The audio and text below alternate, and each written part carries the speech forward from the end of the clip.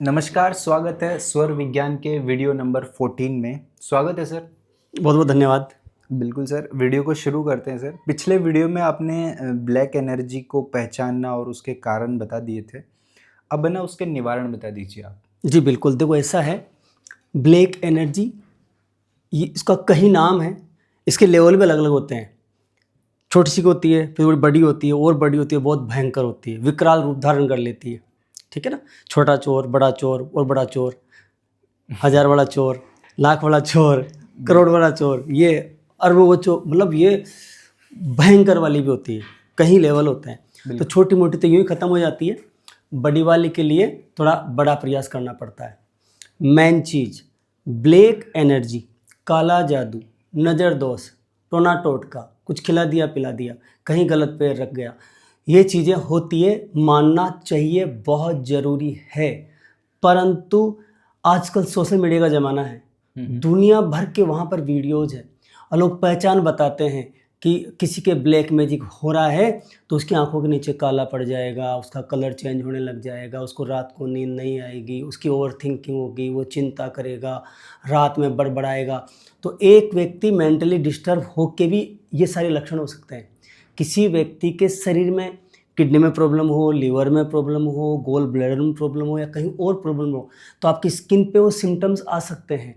तो कभी भी ब्लैक मैजिक को इस तरह से नहीं जोड़ना चाहिए चीज़ों के साथ में कि ये लक्षण है तो ब्लैक मैजिक है, क्योंकि फिर अगर ये लक्षणों के साथ आप जोड़ोगे ना तो फिर आपको वो नोसिव इफेक्ट होगा, और वो डर के कारण, क्योंकि डर का बिजनेस है। बिल्कुल, ये बहुत सावधानी जरूरी है इस चीज़ में।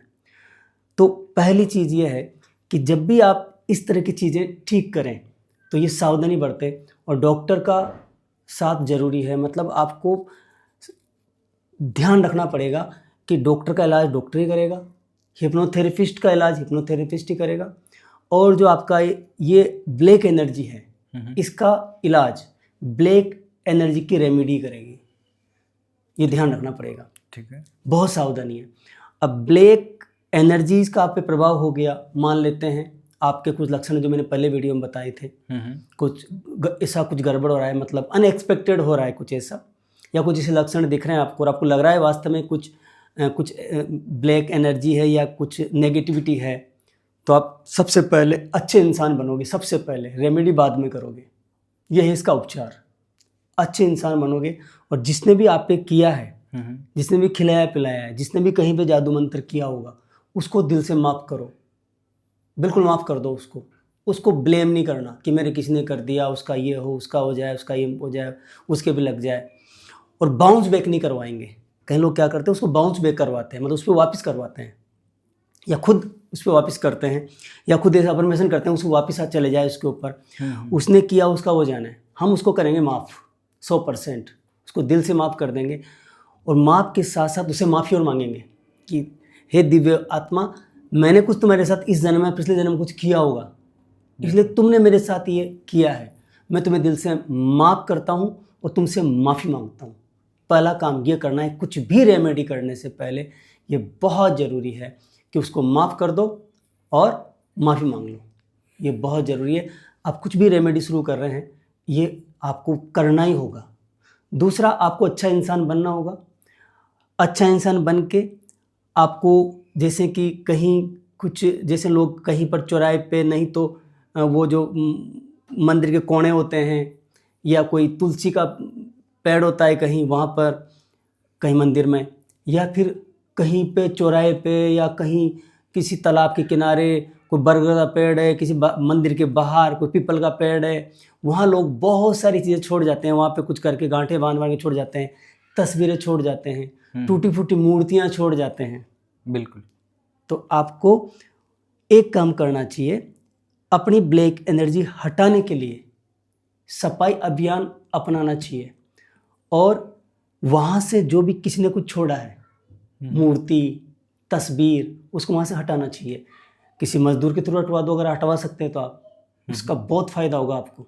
वो घरों में हमने पूजा की, किसी ने 5 साल 10 साल, फिर कोई मूर्ति को वहाँ छोड़ गए खंडित करके, तस्वीर को वहाँ छोड़ गए, वहाँ साधना हो रही है, कुत्ते उन पर कुछ कर रहे हैं, मतलब क्या कितना अपराध लग रहा है। तो हम अगर उन अपराधियों को तो क्षमा करें और खुद उनके लिए कुछ कर दें।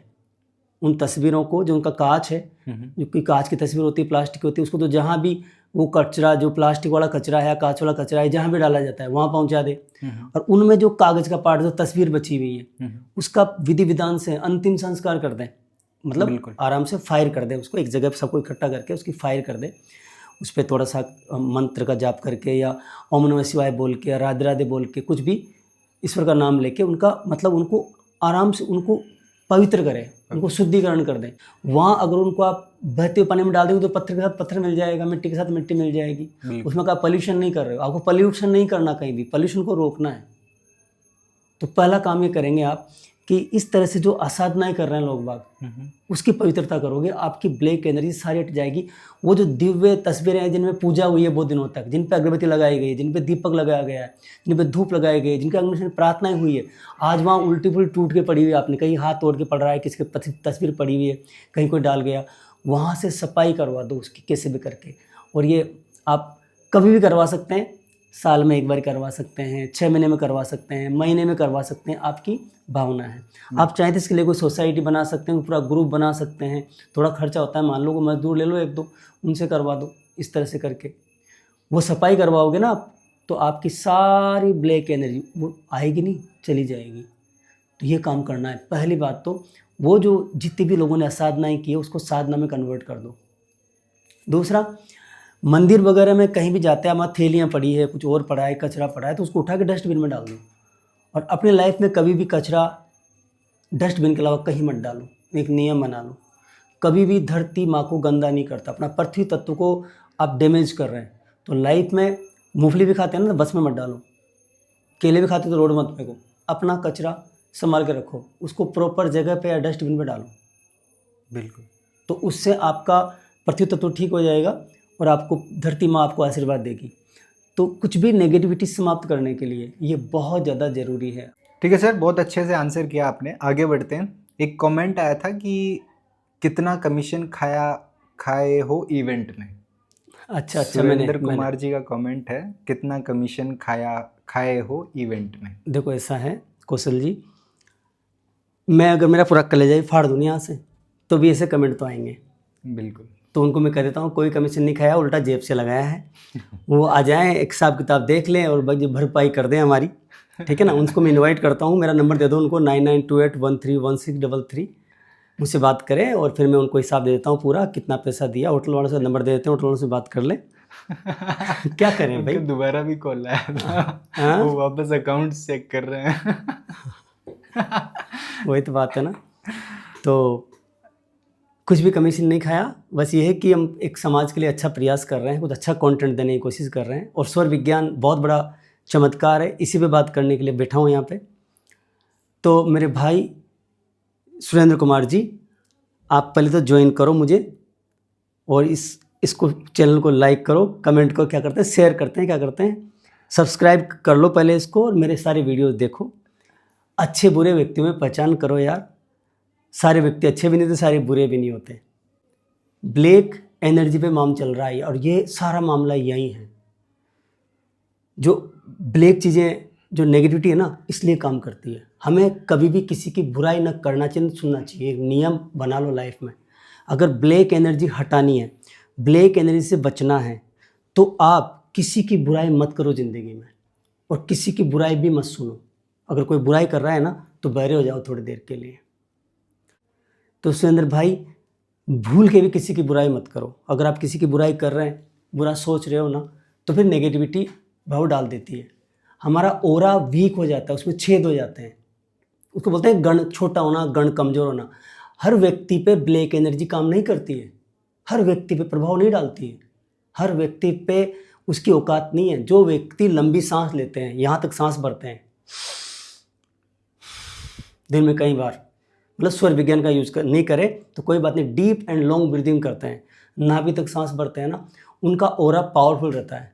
और जिनका ऑरा पावरफुल रहता है ना, उन पे कभी भी नेगेटिविटी प्रभाव नहीं डाल सकती है, ठीक है। तो मेन बात ये है, अगला इवेंट कर रहे हैं जुलाई में, 26 और 27 जुलाई को। इसमें मैं इनवाइट करता हूँ वेन्यू जयपुर में रहेगा, होटल भी फिक्स नहीं की हम लोगों ने, बाकी टोंक रोड पे करेंगे और ज़बरदस्त इवेंट रहेगा 2 दिन का, उसमें पधारिए आप, आपका भी स्वागत है। हाँ, तो सुरेंद्र भाई को मैंने इनवाइट कर दिया है, वो पधारे अगले इवेंट में, उनका स्वागत है। I love you my dear brother, मैं आपका स्वागत करता हूँ। ज़िंदगी में नकारात्मकता से बचना है ना, तो इसी तरह पॉजिटिव रहो। कुछ कमीशन इनको भी दे देंगे? नहीं, कमीशन लिया ही नहीं, देंगे कहाँ से, जेब से लगा है जेब से लगा है ना फिर कंट्रीब्यूशन। और अगला फिर से कर रहे हैं। हाँ, कुछ गुरुदक्षिणा वगैरह आई थी तो हमारे उसमें कारपेट में लग जाती, मैंने लगी नहीं क्योंकि वो मेहरबानी होगी। यशपाल, क्या नाम भैया, क्या नाम उसका? यशपाल जी, क्या पूरा नाम क्या है? यशपाल आर्य जी। यशपाल आर्य जी ने 28,000 एक साथ दे के 32 + 28 60,000 का हमारा पूरा कर दिया था। यशपाल जी को स्पेशल धन्यवाद देता हूँ मैं, अब दे रहा हूँ मैं। ग्रेट पर्सनैलिटी, उन्होंने बहुत मदद की है ये हमारी। भी बता दीजिए हुआ था क्या कारपेट का? वो आग लग गई थी, कारपेट जल गया था पूरा का पूरा। वो हम जो ब्लैक एनर्जी निकाल रहे थे ना, तो उसमें कटोरियाँ थी नीचे, तो गर्म हो गई थी, कारपेट जल गया था, तो डैमेज हो गया। तो उन लोगों ने पूरा रिप्लेस करेंगे उसको, तो उन्होंने पूरा मांग लिया उसका 60,000 रुपये। तो फिर हम तो क्या करते हैं, हमारे पास थे ही नहीं, जेब से तो वैसे ही लगा चुके थे हम। तो नया पंगा आ गया, तो मैंने वहाँ पे कहा कि भाई कुछ मदद करो, तो 32,000 रुपये का कलेक्शन हुआ था टोटल। सभी लोगों ने दिया? हाँ, सभी लोगों से 32,000 का कलेक्शन हो गया था। यशपाल जी ने बोला था जो बच जाए मैं दे दूँगा। तो 28 उन्होंने दिए और हो गया। भैया तो कोई कमीशन वमीशन नहीं है हमारा, कोई कमीशन नहीं खाया है, कोई भी वहाँ से हमने कोई बिज़नेस नहीं किया है। इसमें बिज़नेस करने के लिए बहुत सारा है। मेरे पास रेकी हीलिंग है, हिप्नोथेरेपी है, NLP है, वो मेरा प्रोफेशन है, उसके मैं पैसे लेता हूँ।